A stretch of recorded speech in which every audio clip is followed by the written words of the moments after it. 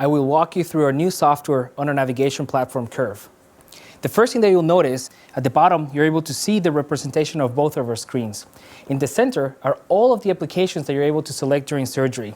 At the top left is where you select your patient. This patient list can be displayed from the PAC system, any USB stick, any CD. Once you have found your patient, you can select it and go to the next step. At this point, we can select the application that we want. I'm going to show you our new interactive DICOM viewer that will allow us to select all of the data sets that this patient has done in this hospital. I'm going to select a couple of anatomical data sets as well as a tumor and a fiber that was previously created in iPlan. From here, I'm able to scroll easily. I'm also able to rotate any three-dimensional information that I have. In this case, we imported a three-dimensional angio and automatically segmented the vessels. We can also increase the amount of views that we would like to see for a specific data set. We can also do very quick reconstructions by simply dragging my finger around the options that I would like to display and still manipulate this data. We can create specific 3D cropping that gives us the ability to see our objects coming out of the screen to make sure that this is what we want on axial, coronal, and sagittal views. We can also do image fusion, create new objects, and trajectories. Once we're happy with the pre-plan that we have created, we can hit navigate and select the application that we would like to navigate with. And then we're going to transfer all this information to navigation. After registration, we can see the new refresh rate that we have on the system. It is very fast, and everything updates in real time. What do we do with the second screen? So at this point, we can add an extended navigation view.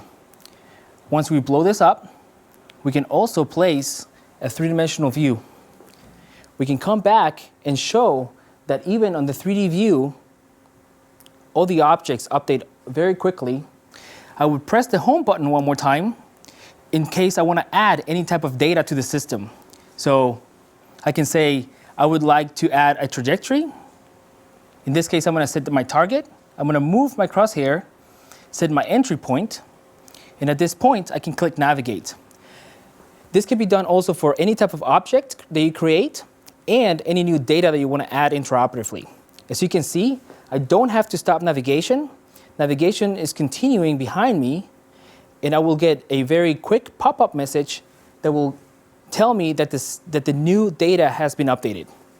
Once I get this message, I hit proceed, and now I'll be able to see on my screen my new trajectory.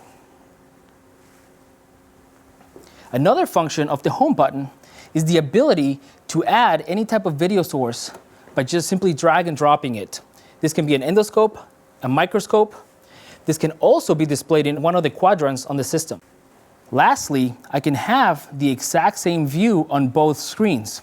So if you have one monitor facing the surgeon and one monitor away, you'll be able to display the exact same information. I'm going to press the home button one more time and talk a little bit about the capture features. We have the ability to take a screenshot, to record video, or to stream anything that's happening on that particular screen to a different location inside the hospital. This can be very useful for teaching institutions, for surgeons that want to find out what's going on in the OR before they have to actually get there.